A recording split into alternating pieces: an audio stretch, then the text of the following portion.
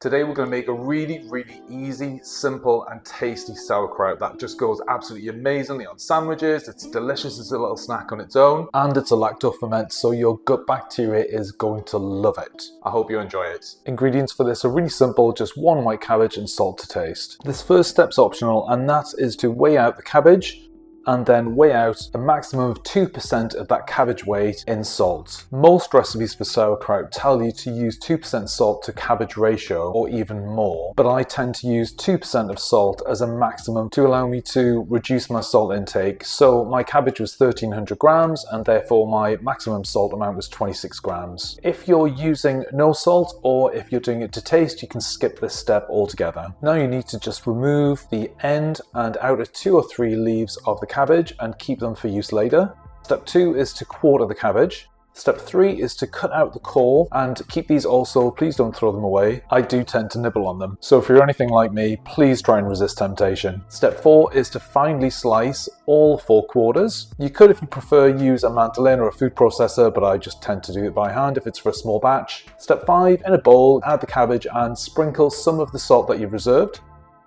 and then massage it. So this massaging will take anywhere from 5 to 10 minutes depending on how warm the cabbage is and whether you're a gentle massager or so rough that the cabbage itself would beg you to stop if it could talk. Do this until it wilts and releases some liquid. Step 6 is just to taste and adjust the flavour according to your desire. So you might want to add more salt or any other flavours, which I'm going to suggest at the end of this video.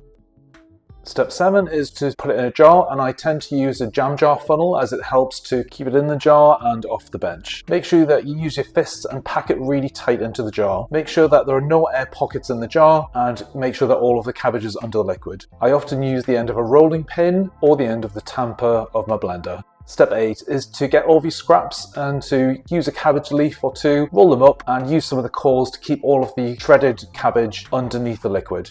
You might need to play around with the arrangement.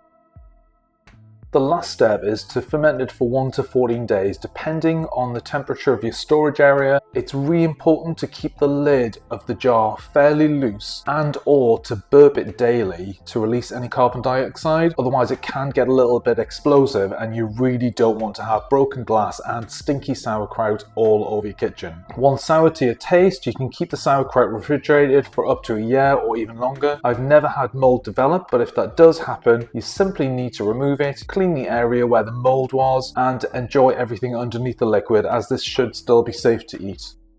After mastering the main recipe, why not try adding any of the following ingredients to change the flavour profile? Grated carrots, chopped spring onion, minced chilies, garlic cloves, hot pepper flakes, caraway seeds, or whole peppercorns.